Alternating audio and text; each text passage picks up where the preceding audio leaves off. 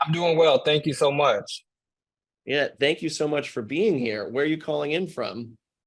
I'm from Houston, Texas. And how is it in Houston? It's hot in Houston if we're talking about weather, but we Yeah, know some of that's the challenges. yeah, there's also those, right? Yes, yes. So very, very hot right now in the Houston area as we're getting into summer, but I don't mind the heat. So I'm kind of used to it and prefer the heat opposed to some of the colder weather climates. So. Yeah.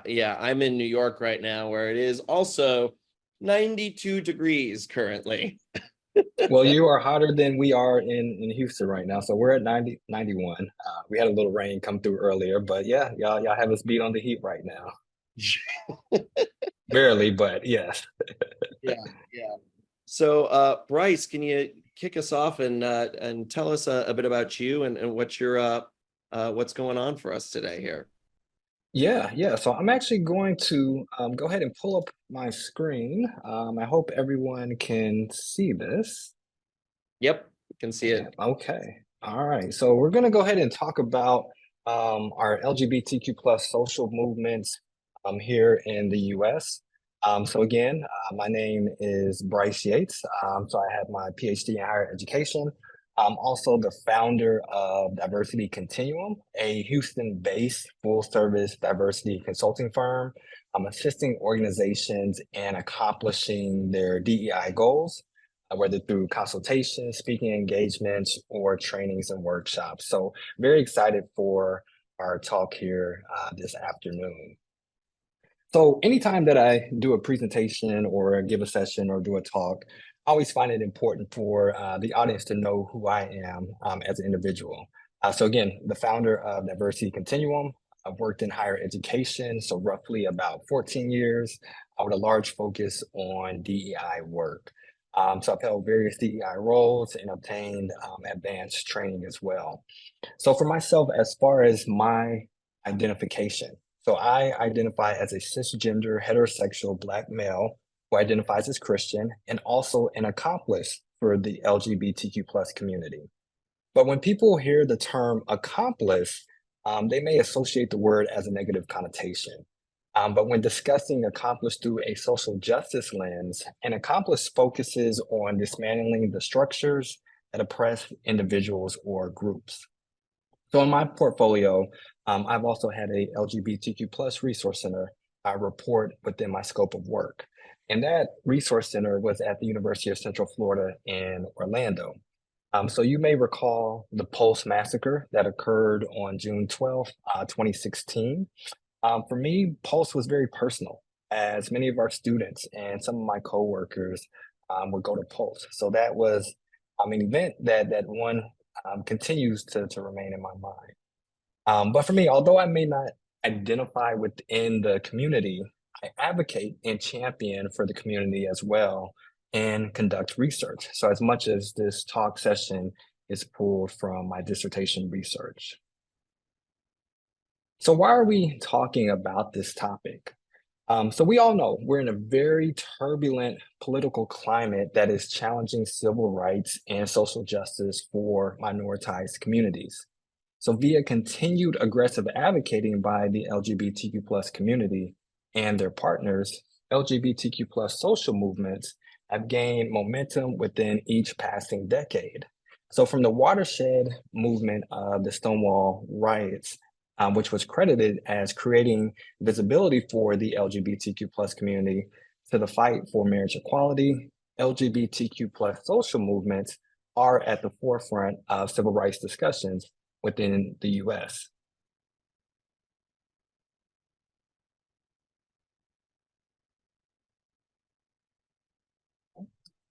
There we go. All right, so what are we going to talk about for this session? So we're going to discuss social justice movements that have impacted the LGBTQ plus community and discuss legislative bills that have targeted LGBTQ plus rights. So we're going to start with the 1950s, which saw the beginning of the homophile movement. Then we're going to discuss LGBTQ plus protests that occurred in the 1960s, pride parades in the 70s, queer activism in the 80s, federal legislative acts during the 1990s, as well as marriage equality in the early 2000s, and conclude with federal legislative acts from 2010 to present. Apologize that this went backwards. Okay, so we're going to go ahead and talk about the homophile movement of the 1950s. So the homophile movement, it refers to the local, national, and international social political movement for gay and lesbian rights, which emerged following World War II. So many consider the birth of the homophile movement to be um, sometime around 1950 to 1951, and that date corresponds to the founding of the Mattachine Society, and then eventually to One Inc., and then the Daughters of Bilitis. There were covert groups such as the Chicago Society for Human Rights, founded by Henry Gerber in 1924, the Sons of Hamity, established in 1934 in the Midwest, the Legion of the Damned, established in 1944 in Arizona, and the Veterans Benevolent Association, founded in New York in 1945. These were all gay rights organizations that predated the Mattachine Society, but again, these groups were largely covert. The Mattachine Society, initially called the Mattachine Foundation, began as a secret organization in Los Angeles in 1950. The Mattachine Society went on to become one of several prominent groups organizing during the period of LGBTQ plus activism, again referred to as the homophile movement. One Inc. was founded in LA in 1952 as a homophile organization with connections to the Mattachine Society. In January 1953, One Inc. published the first issue of One magazine, which would become the first widely distributed publication for LGBTQ plus individuals in the US. The Daughters of Bilitis were the first lesbian rights group in the United States, founded in San Francisco in 1955. The Daughters of Bilitis began as a private social club, an alternative to the frequently raided bar scenes, but quickly grew into a national lesbian rights organization with local chapters all over the country. The Daughters of Bilitis faced numerous odds, and they were subjected to not just the surveillance of local police, but also the CIA and FBI. So now we're going to discuss LGBTQ protests that occurred during the 1960s. So historically speaking, homosexuality was often purported as a form of deviancy or criminality. During the Cold War, it was frequently falsely linked to espionage and communism in an attempt to criminalize the behavior of LGBTQ plus citizens. So this purge, also known as the Lavender Scare, began with federal agencies who were fired or forced to resign due to being suspected homosexuals. The period between the late 1940s and 1960s saw the dismissal of thousands of federal employees on these grounds. In 1953, President Eisenhower strengthened the legality of these dismissals when he issued Executive Order 10450, titled Security Requirements for Government Employment. The order expressly listed sexuality as a criterion for exclusion from federal service and emphasized the alleged security risk of employing LGBTQ plus Americans. An increase of protests emerged from LGBTQ plus community as the community aggressively advocated for equal rights. Protests occurred at the White House, the Civil Service Commission, the State Department, and the Pentagon during the 1960s.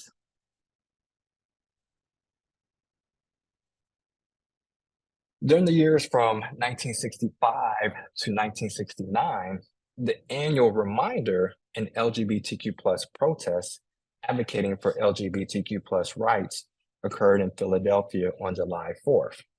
39 individuals gathered outside Independence Hall to picket for LGBTQ plus rights. This event, one of the earliest organized LGBTQ plus rights demonstrations within the US, sought to remind the public that basic rights of citizenships were being denied to LGBTQ plus individuals. At the time of the 1965 march, the demonstration constituted the largest known demonstration for LGBTQ plus issues within the US. Reprised each year through 1969, the year of the Stonewall Uprising in New York City, the annual reminders help define the outward presentation of LGBTQ plus activism going forward. The Compton cafeteria disturbance, which occurred in August 1966 in San Francisco, is credited as the first riot by LGBTQ plus individuals against police raids. Although occurring nearly 3 years before the Stonewall riots, due to limited national media exposure, the Compton's cafeteria disturbance did not receive the accolade of springboarding LGBTQ plus activism within the US. Social groups helped mobilize, and even churches like the Glide Memorial Methodist Church in San Francisco began reaching out to the trans community. Nevertheless, many police officers resisted these movements, and the increasing visibility of these groups continued to harass and abuse trans individuals. This simultaneous rise in support for trans rights on the one side and the unwillingness to accept these new ideas on the other created the strain that fueled the riot at the Compton's cafeteria in the summer of 1966. The incident began when a trans woman resisted arrest by throwing coffee at a police officer. So it was followed by drag queens and trans women pouring into the streets, fighting back. So social movements such as the Stonewall Riots, again, credited as a catalyst for the outward LGBTQ plus activism within the US, created visibility for the LGBTQ plus community. In June 1969, police raided the Stonewall Inn, a known LGBTQ plus bar in Greenwich Village in New York City. And throughout the 1950s and 1960s, police raids on LGBTQ plus establishments, such as bars and hotels, were common occurrences. Refusing to be detained by police officers, patrons of the Stonewall Inn, many of whom were LGBTQ plus individuals of color, fought back and rioted against the police. So it was not actually the beginning of the modern gay rights movement. Rather, it was a defining moment in a long, hard struggle. So the Stonewall Riots, it created that spark in seeking to establish equality for LGBTQ plus individuals.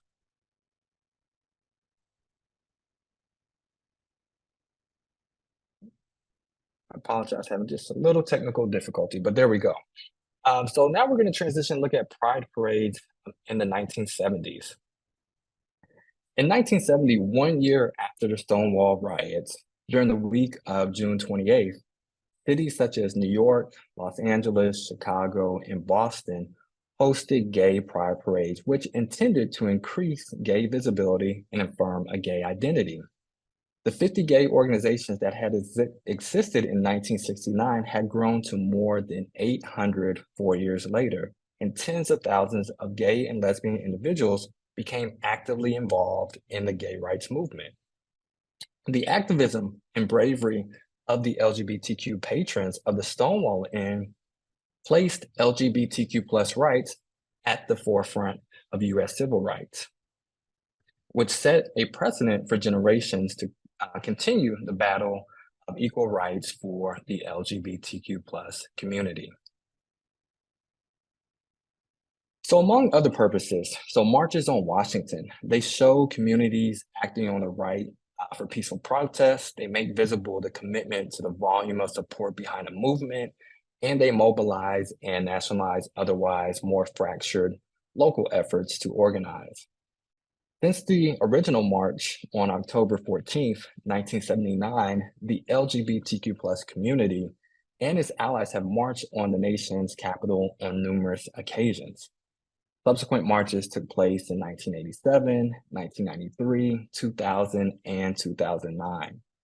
The organizers of the original march identified 5 demands: pass a comprehensive lesbian gay rights bill in Congress, issue a presidential executive order banning discrimination based on sexual orientation in the federal government, the military, and federally contracted private employment, repeal all anti-lesbian gay laws, end discrimination in lesbian mother and gay father custody cases, protect gay and lesbian youth from any laws which are used to discriminate against, oppose, and or harass them in their homes, schools, jobs, and social environments. And 45 years later, we are still fighting for some of the original demands of the organizers from the 1979 March on Washington. So transitioning to the queer activism. So queer activism, it emerged in the time frame of a chilly political climate towards LGBTQ plus individuals. So queer activists aim to bring together individuals who feel perverse, odd, deviant, and different while affirming a common identity on the fringes of the mainstream. So during the 1980s, the rise of the AIDS epidemic occurred across the country, but the US government, the response was slow in addressing the epidemic. So striving to address the AIDS epidemic and gain governmental support, queer activists in New York City formed the AIDS Coalition to Unleash Power, or ACT UP, in March 1987. Through ACT UP, protests and demonstrations were held to bring awareness about the AIDS epidemic, which largely affected the LGBTQ plus community, specifically gay men. ACT UP's first ever demonstration in 1987, as well as 3 others in 1988, 1989, and 1997, took place on Wall Street, the world's leading financial center, and targeted pharmaceutical companies that were profiteering from the epidemic. Queer activists were integral in shedding light on the destructive nature of the AIDS epidemic, also within the LGBTQ plus community. So the late 1980s also saw the beginning stages of marriage equality conversations for the LGBTQ plus community. So transitioning to federal and state legislative acts, in 1993, the LGBTQ plus community received a blow when Don't Ask, Don't Tell was signed into law under President Clinton's administration and became effective in February of 1994. Don't Ask, Don't Tell prohibited homosexual and bisexual U.S. military service members from disclosing their sexual orientation and relationships.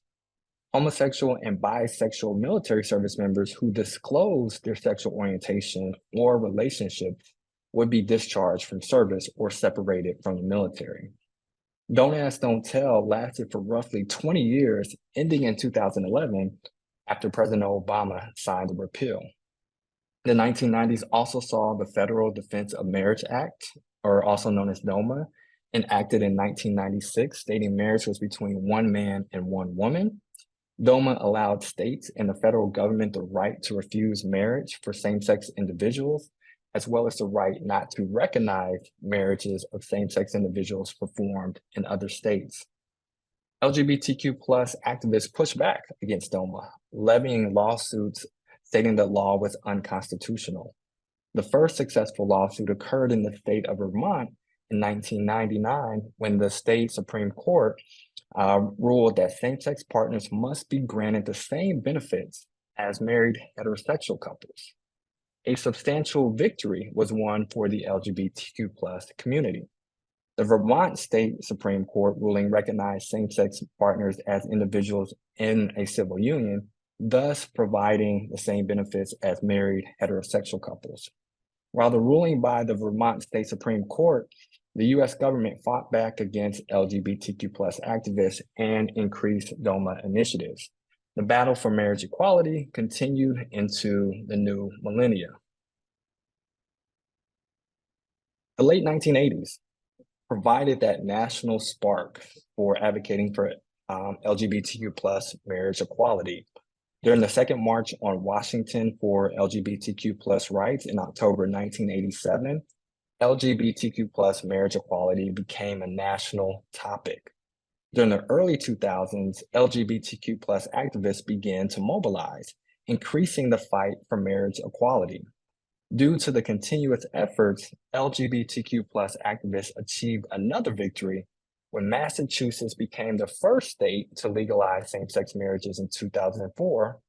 And following in the footsteps of Massachusetts, California legalized same-sex marriages in the summer of 2008 after the state Supreme Court ruled it unconstitutional to exclude same-sex couples from marriage or same-sex couples from marriages, making it possible for over 18,000 couples to wed.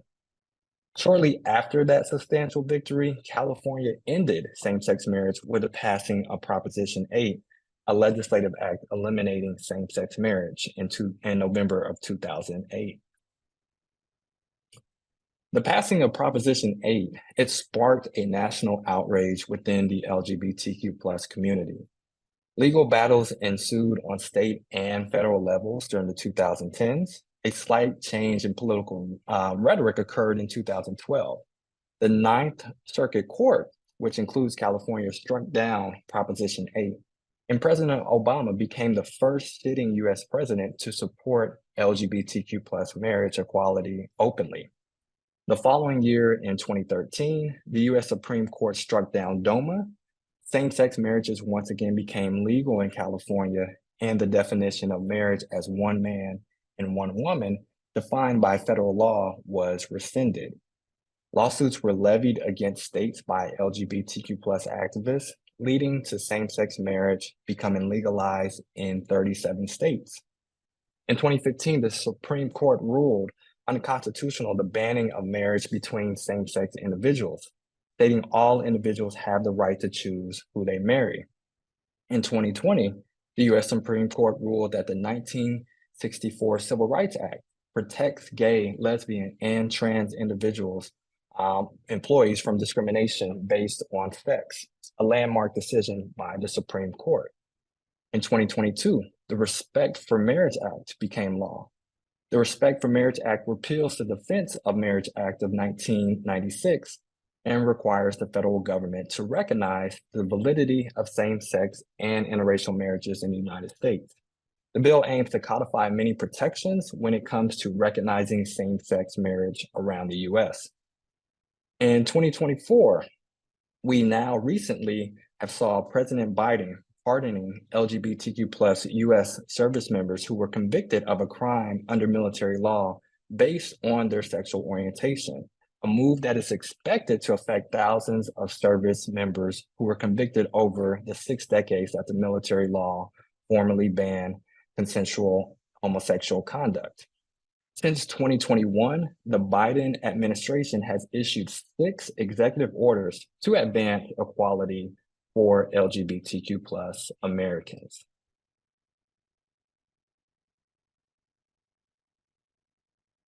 To combat federal legislative acts, many states have passed and are seeking to pass legislative bills to limit LGBTQ plus rights.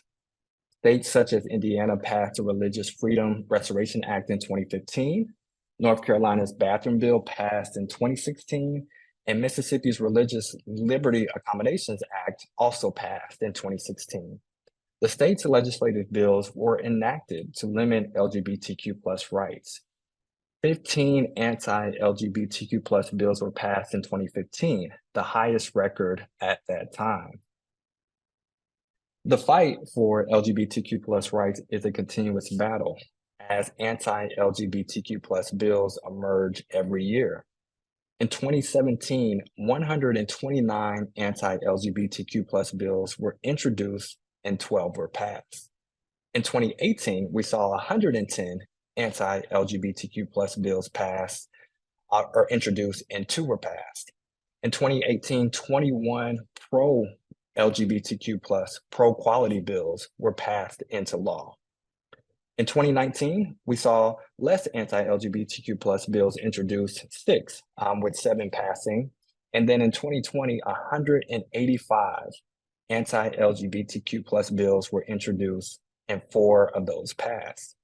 In 2021, 191 anti-LGBTQ plus bills were introduced, and 25 of those passed. In 2022, 315 anti-LGBTQ plus bills were introduced, and 29 of those passed. 90% of those bills in 2022 were defeated. In 2022, 24 pro-quality or pro-LGBTQ plus bills were passed into law. 2023, 510 anti-LGBTQ plus bills were introduced, and 84 bills, 214 of those were defeated. The majority of the new laws are targeting trans individuals and trans minors specifically. Trans individuals continue to be involved in a fight for LGBTQ plus rights, but historically, trans individuals have often been overlooked in the discussions within the LGBTQ plus community. As we discussed earlier, the Compton's cafeteria disturbance and the Stonewall riots were both led by trans individuals. So within higher education, trans students continue to experience higher frequency of incidents of harassment than other individuals. So it's important that we ensure respect and safety for all members of the LGBTQ plus community. So a record number of anti-LGBTQ plus bills have been introduced this year. As of June 21st, at least 523 anti-LGBTQ plus bills have been introduced in state legislators across the United States since the start of the year. This is a new record, according to the American Civil Liberties Union. 20 states have filed at least 10 bills. And so far, 39 bills have been signed into law in 13 states. A majority of those bills are anti-trans, anti-trans health, and education related. Of the 523 anti-LGBTQ plus bills introduced, 338 have already been defeated. So it's important to remember, 338 bills have already been defeated. 10 states have passed 27 pro-equality laws this year. So we know that the fight for LGBTQ plus rights continue, and we cannot let our voices be silent. So that concludes the formal talking session, and I know we are right at time or close to time, but if we have time for a question or two or a comment or statement, I'm more than happy to receive any. And I wanted to share my contact information and would be more than happy to present this talk session with you or your organization, as well as provide other sessions and or services provided through Diversity Continuum. So if there were any questions, more than happy to take any. Bryce, Anything in the chat? so much for that. It was really, really fantastic to see all of this. And for the best way for folks to get in touch with you there, I see you put your contact up. Are you also a LinkedIn person? Is that type of world for you as well? So I am on LinkedIn as well too. So Bryce Yates, I'm on LinkedIn. So available via LinkedIn as well too. So yes. Great. Yeah, a lot of our folks here are very active there on that space. So I just wanted to make sure you got the shout out to that area as well. And if there's one takeaway that you want people to walk away with today, what would that be? Just to know that our voice, again, within the LGBTQ plus communities, the allies, our voice is powerful. And as many bills as we are seeing passed, we are seeing more pro bills that are being passed. We are seeing a lot of these bills be defeated. So we have to continue this fight, though. This fight, as we have seen, has been going on for since the 1950s. So that's 50, 70 plus years. And even looking at the March on Washington, what those demands were, we're still fighting for some of those demands as well. But we have seen some improvement. I would definitely give credit to the Biden administration for their executive orders that they have passed. This has been one of the most or more friendlier LGBTQ plus, pro LGBTQ plus administrations. But again, I think it just comes from the activists that we have within the communities, that we have the allies, that we have the accomplices. And it's just a lot of work to do, a lot of work to continue. And so I look forward to continuing this fight along with the LGBTQ plus community, along with the accomplices, and making sure that our voices continue to be heard. Awesome. Well, Bryce, thank you so much. We're going to get caught off here in a second because the recording is going to start. So thank you so much. I hope to have you back soon. Thank you for your time today. All right. Thank you so much, and I really appreciate it. Take care now. All right. You as well.